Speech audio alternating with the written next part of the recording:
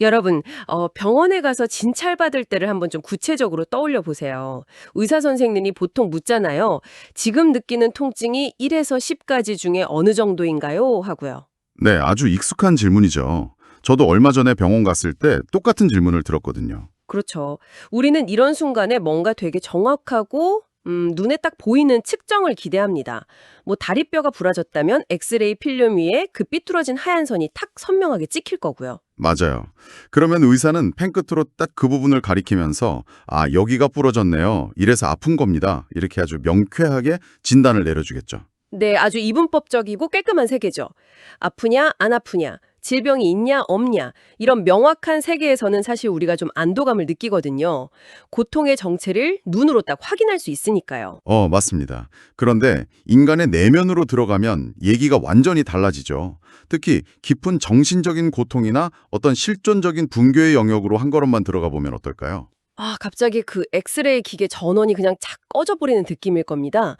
통증 척도 1에서 10이라는 숫자는 사실상 아무런 의미를 갖지 못하게 되잖아요. 그렇죠. 진단할 수도 없고 수치화할 수도 없는 아주 혼탁하고 어두운 고통의 풍경을 마주하게 되는 거죠. 네, 바로 그 지정에서 오늘 우리의 깊은 탐구가 출발합니다. 오늘 우리가 다룰 텍스트는요, 수천 년 전에 쓰인 고대 중동의 문헌, 바로 욥기 6장입니다. 아, 욥기. 많은 분들이 아마 종교적인 경전이나 어떤 도덕적인 교훈서로만 알고 계실 텐데요. 네, 맞아요. 하지만 여러분, 오늘 이 시간 우리의 미션은 완전히 다릅니다. 어떤 종교적인 틀이나 교리는 잠시 그냥 완전히 내려놓으시고요. 네. 철저하게 인간 심리의 관점에서 접근해 보는 거죠. 네, 맞습니다. 극심한 재앙에 빠져서 모든 것을 잃어버린 한 인간의 처절한 심연, 그리고 그 고통을 곁에서 지켜보는 주변인들의 태도에 대한 아주 날카롭고 뼈아픈 비판이라는 관점에서 텍스트를 해체해 볼 겁니다. 기대가 됩니다. 수천 년 전 고대 문헌이지만 인간의 뇌가 고통을 처리하는 방식이나 타인의 불행을 대하는 심리는 진짜 놀라울 정도로 변하지 않았거든요. 맞아요. 인간이 느끼는 절망의 실제 무게, 무너져 내린 인간관계 속에서 우리가 타인에게 진정으로 갈구하는 것이 무엇인지 오늘 여러분과 함께 파헤쳐 보겠습니다. 텍스트 시작부터 아주 강렬하죠. 고통받는 당사자가 자신이 느끼는 고통의 크기를 어떻게든 묘사하려고 막 안간힘을 쓰잖아요. 네, 진짜 처절해요. 자신의 분노와 재앙을 저울에 달 수만 있다면 그 무게가 바다의 모래보다 무거울 것이라고 선언하죠. 자신이 내뱉는 그 거친 말들이 타인의 귀에는 엄청 경솔하고 미친 소리처럼 들릴지 몰라도 그건 자기가 감당할 수 없는 무게에 짓눌려 있기 때문이라는 절규인 셈입니다. 네. 저는 이 바다의 모래보다 무겁다는 표현을 보면서 약간 이런 비유를 떠올려 봤어요.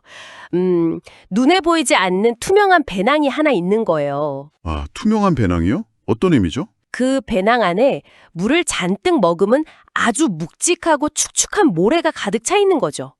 여러분이 지금 그 배낭을 짊어지고 뙤약볕이 내리쬐는 사막을 걷고 있다고 한번 상상해 보세요. 와, 그거 진짜 상상만 해도 숨이 턱 막히는데요? 물 먹은 모래면 그 무게가 엄청나잖아요. 그러니까요. 근데 타인의 눈에는 그 배낭이 투명해서 전혀 안 보이는 거예요. 겉보기엔 그냥 멀쩡하게 걷고 있는 사람이 갑자기 비명 지르고 막 주저앉는 것처럼 보이겠죠. 아, 그러면 주변 사람들은 도대체 왜 저렇게 엄살이지? 남들도 다 힘들게 사는데 진짜 유난이네? 이렇게 생각하기 딱 좋겠네요. 맞습니다. 하지만 당사자의 어깨는 그 보이지 않는 바다모래의 엄청난 무게 때문에 진짜 서서히 으스러지고 있는 거거든요. 정확합니다. 그 보이지 않는 무게가 바로 고통의 본질이죠. 여기서 더 깊이 들어가 보면 이건 단순히 재산을 잃었다거나 몸이 아프다는 표면적인 사실만을 의미하는 게 아니에요. 아, 영적인 붕괴를 말하는 부분이죠. 전능자의 독화살이 내 몸에 박혔다 이런 표현이 나오잖아요. 네, 맞아요. 나의 영이 그 독을 마셨다. 신의 두려움이 나를 엄습해 진을 치고 있다. 이렇게 고발하거든요. 이건 육체를 훌쩍 뛰어넘는 영적 정신적인 완전한 붕괴 상태입니다. 그러니까 자기가 믿었던 세상의 질서 자체가 자기를 관역 삼아서 막 독화살을 쏘고 있다는 극도의 고립감이네요. 그렇죠. 우리는 세상이 어느 정도 안전하고 예측 가능하다고 믿어야 제정신을 유지할 수 있잖아요. 그런데 그 안전망이 찢겨나가고 우주적인 폭력이 오직 나 한 사람만 겨냥하고 있다는 그 지독한 느낌. 와, 그 고립감이 바로 배낭 안에 물먹은 모래를 더 무겁게 만드는 어떤 맹독 같은 거군요? 맞습니다. 그리고 이 당사자는 자기가 이유 없이 짐승처럼 우는 게 아니라고 항변하죠. 소나 들나귀도 먹을 풀이 있으면 안 우는데 나도 다 그럴 만한 이유가 있다고요. 네, 그러면서 아주 독특한 비유가 하나 튀어나오더라고요. 싱거운 것이 소금 없이 먹히겠느냐, 달걀 흰자위가 맛이 있겠느냐 하고요. 아, 그 부분 진짜 탁월하죠. 고대 텍스트에서 그 철학적인 얘기하다가 갑자기 아침 식탁에나 오를 법한 일상적인 달걀 흰자위가 등장하니까요. 맞아요. 소금기 하나 없는 달걀 흰자위. 진짜 아무 맛도 없고 퍽퍽하고 삼키기 곤혹스럽잖아요. 극한의 절망에 빠진 사람한테는 지금 억지로 삼켜야 하는 삶 자체가 바로 이 달걀 흰자위 같다는 거죠. 네. 삶의 의미나 자신을 위로하러 온 사람들의 형식적인 말들이 아무런 영양가도 위안도 심지어 맛조차 없는 상태라는 걸 미각 상실에 빗댄 거예요. 이거 현대 심리학에서 말하는 우울증 증상이랑 너무 똑같지 않나요? 극도의 우울증 환자들은 실제로 뇌 보상 회로가 망가져서 미각을 잃는다고 하더라고요. 네, 맞습니다. 맛있는 걸 먹어도 막 모래 씹는 것 같고 잿가루 같다고들 하시죠. 수천 년 전 인물이 이런 생리적 반응을 문학적으로 완벽하게 포착했다는 게 정말 놀랍습니다. 세상의 모든 색채와 맛이 그냥 잿빛으로 탈색되어 버린 참담함이네요. 이런 무미건조한 현실이 계속되면 결국 인간 심리는 자연스럽게 다음 단계로 넘어가게 되잖아요. 맞습니다. 그 감당 안 되는 모래배낭의 무게는 결국 자기 존재 자체를 포기해버리고 싶다는 아주 극한의 결론으로 치닫게 됩니다. 네, 그래서 텍스트 흐름을 보면 차라리 거대한 존재, 즉 신이 자기를 완전히 멸해주기를 간절히 바라는 대목이 나와요. 내 기력이 바위처럼 단단한 돌덩이도 아니고 내 살이 노쇠로 만들어진 것도 아니라고 하면서 완전한 파산을 인정하죠. 인간으로서 버틸 지혜나 기력이 단 하나도 안 남아있다는 선언이잖아요. 우리가 흔히 대중매체에서 기대하는 끝까지 이 악물고 승리하는 영웅 서사랑은 완전히 다릅니다. 그렇죠. 현실의 극한 고통은 영화가 아니니까요. 한계를 처절하게 인정하고 철저하게 바닥을 치는 게 가장 현실적인 인간의 심리 반응입니다. 그런데 저는 이 대목에서 약간 길을 잃을 뻔했어요. 아주 기묘한 심리적 모순이 하나 발견되거든요. 아, 어떤 모순을 말씀하시는 거죠? 자신한테 막 독화살 쏴서 죽을 고통을 주는 그 절대적인 존재한테 차라리 나를 죽여달라고 구하면서 동시에 이렇게 말해요. 그러할지라도 내가 거룩하신 이의 말씀을 거역하지 않았기 때문에 오히려 기뻐하고 위로를 받는다고요. 네, 굉장히 역설적인 감정 상태죠. 자기를 짓밟는 폭력 앞에서 절망하며 죽기를 바라면서 동시에 자기가 도덕적 규칙을 어기지 않았다는 사실에서 위로를 찾으니까요. 그러니까 제 말이요. 세상이 자기를 찢어발기는데 내가 규칙은 잘 지켰지 하면서 위안을 얻는다는 게 도대체 무슨 심리인가요? 얼핏 보면 명백한 모순 같지만 사실 심리학의 통제 소재, 즉 로커스 오브 컨트롤 개념으로 보면 생존 메커니즘을 완벽하게 묘사한 겁니다. 아, 자기가 겪는 사건의 원인을 스스로 통제할 수 있다고 믿는 그 정도를 말하는 거군요. 네, 맞습니다. 지금 이 주인공은 재산, 가족, 건강 다 잃었고 그 이유조차 모르잖아요. 외부 세계에 대한 통제력이 그냥 0%, 완전 상실 상태인 거예요. 완전한 카오스네요. 그런 상황에서 자아가 안 무너지려면 어떻게 해야 되죠? 마지막으로 꽉 쥐는 동아줄이 하나 남는 겁니다. 바로 자신의 도덕적 결백, 그리고 내면의 신념이죠. 아, 외부 현실은 다 박살났지만 내 안에 가장 깊은 코어, 나의 도덕적 완전성만큼은 내가 통제하고 지켜냈다는 그 사실 자체에 매달리는 거군요. 정확합니다. 세상이 나를 버리고 신이 나를 관역 삼았을지라도 나는 내 양심을 배반하지 않았다. 이 사실 하나가 이 지옥 같은 카오스 속에서 유일한 심리적 역할을 해주는 겁니다. 와, 육체적 생존은 포기할지언정 존재의 근원적인 가치만큼은 절대 안 놓겠다는 진짜 처절한 몸부림이었네요. 네. 고통의 원인을 알 수 없는 무력감 속에서 정체성을 지키기 위한 가장 주체적인 심리적 방어전인 셈이죠. 그렇게 되면 바닥까지 내려가서 존엄성을 확인한 다음에 시선이 이제 외부로 향합니다. 구체적으로는 자기를 둘러싼 친구들한테요. 여기서부터 이 텍스트에 정말 매서운 사회 비판이 시작됩니다. 제일 기대했던 친구들의 배신을 아주 적나라하게 고발하거든요. 네, 친구들을 마른 시냇물에 비유하잖아요. 얼음 녹을 때는 콸콸 흐르다가 정작 물이 가장 절실하게 필요한 뜨거운 날에는 흔적도 없이 말라버리는 계곡의 물이라고요. 고대 중동의 지리적 배경을 알면 이 비유가 얼마나 뼈아픈지 확 와닿으실 겁니다. 여기서 말하는 시냇물은 와디라고 불리는 간헐천이거든요. 비 올 때만 잠깐 강이 되는 그 마른 모래계곡 말하는 거죠. 맞습니다. 당시 대마나 스바에서 온 거대한 상단들에게 사막을 건너는 건 생존이 걸린 문제였어요. 과거 경험만 믿고 거기 물이 있을 거라 기대하면서 목숨 걸고 가는 거거든요. 그런데 뜨거운 태양 아래서 남은 기력 다 짜내서 도착했는데 거기가 바싹 마른 모래바닥이면 와, 이건 아쉽다 정도가 아니라 그냥 상단 전체의 몰살이네요. 네. 텍스트에서 물을 기대하고 왔다가 부끄러움을 당하고 낙심한다는 표현은 서운함 정도가 아닙니다. 타인의 기대를 배신해서 그를 죽음에 이르게 하는 치명적인 절망을 뜻하죠. 상인들한테 그 마른 시냇물은 그냥 죽음의 선고였겠군요.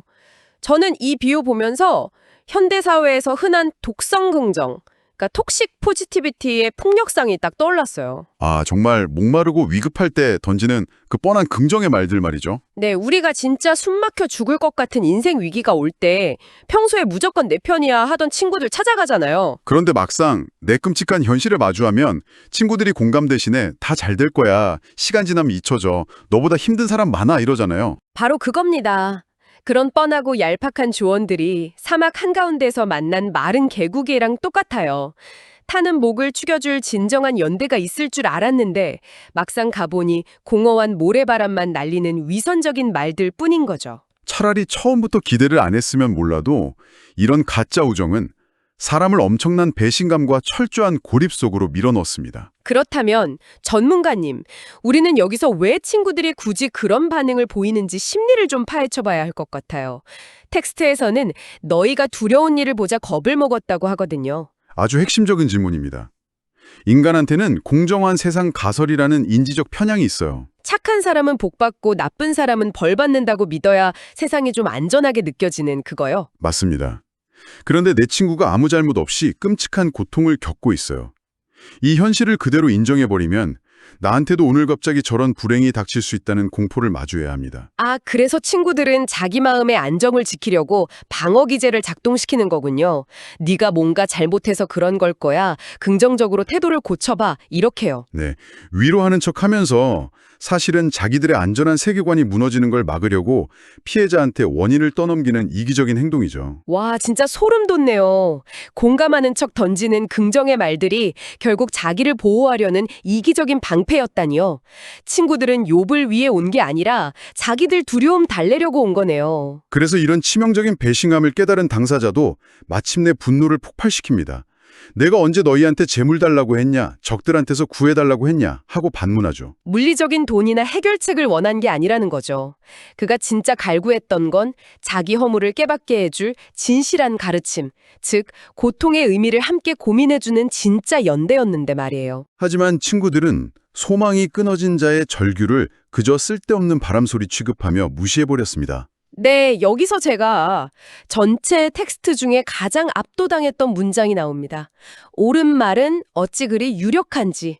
여러분, 이 문장 진짜 한번 곰곰이 씹어보세요. 친구들의 논리 자체가 완전히 틀렸다고 반박하는 게 아니죠. 네, 이치에 맞는 말이고 인과응보 논리 다 좋은 말일 수 있어요. 하지만 공감과 연대가 결여된 옳은 말은 그 자체로 아주 잔인한 폭력이 됩니다. 일상에서도 누군가 위로한답시고 입바른 소리 늘어놓을 때 진짜 많잖아요. 그렇죠. 객관적으로 볼 때 너도 잘못한 부분이 있어. 이러면서 맞는 말 대잔치를 벌이거든요.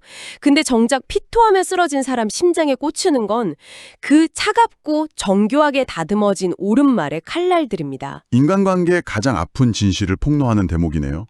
텍스트 속 당사자는 이런 태도를 향해 너희는 고아를 제비 뽑으며 너희 벗을 매매할 자로구나 하면서 극한의 분노를 쏟아냅니다. 와, 고아를 제비 뽑는다고요? 고대 사회에서 제일 보호받아야 할 취약한 존재를 노예로 팔려고 제비를 뽑는다는 비유. 진짜 잔혹하네요. 네, 친구들이 고통받는 자의 취약함을 자기들의 신학적, 철학적 우월성을 증명하기 위한 도구로 전락시켰다는 매서운 비판이죠. 거봐, 내 논리가 맞지. 네가 죄 지어서 벌 받는 거잖아. 이렇게요. 맞습니다.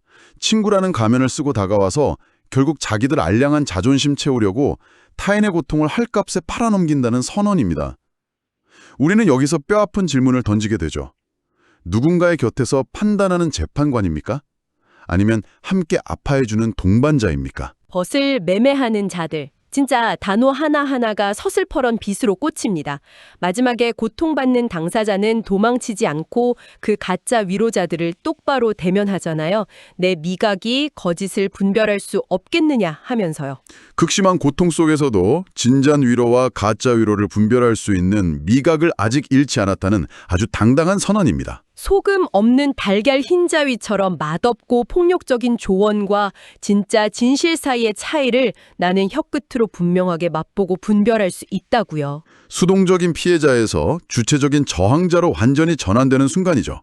단순한 동정이 아니라 본질적인 연대, 그리고 억울함의 해소를 원하며 끝까지 진실을 요구하는 모습으로 이어집니다. 네, 여러분, 오늘 우리는 텍스트라는 엑스레이를 통해서 수천 년의 시간을 뚫고 인간 내면의 가장 깊은 어둠 속으로 들어가 봤습니다. 물먹은 모래배낭처럼 감당할 수 없는 고통의 무게, 그리고 포기하고 싶으면서도 끝내 놓지 못하는 자아의 존엄성까지 깊이 탐구했죠. 무엇보다 두려움에 사로잡혀서 마른 시냇물이 되어버린 타인의 공감 부재, 그리고 그 위선적인 옳은말이 얼마나 잔혹한 폭력이 되는지 진짜 깊이 파헤쳐 봤습니다. 네, 여정을 종합해보면 우리는 누구나 인생에서 보이지 않는 모래배낭을 짊어질 때가 있습니다. 그때 필요한 건 차가운 분석 기계나 허망한 긍정이 아니라 그저 묵묵히 곁에 주저앉아 그 무게를 함께 느껴주려는 존재 자체입니다. 그래서 오늘 심층 분석을 마무리하면서 여러분 스스로 곱씹어 보실 만한 도발적인 생각거리를 하나 던져드리고 싶습니다. 우리는 흔히 타인과 대화할 때 내 귀로 그 사람 말을 잘 듣고 있다고 굳게 믿잖아요. 하지만 욥의 외침을 되짚어보면 진정한 소통은 상대가 쏟아내는 거친 말의 표면적인 논리를 분석하는 데 있는 게 아니라는 걸 알 수 있죠. 맞습니다.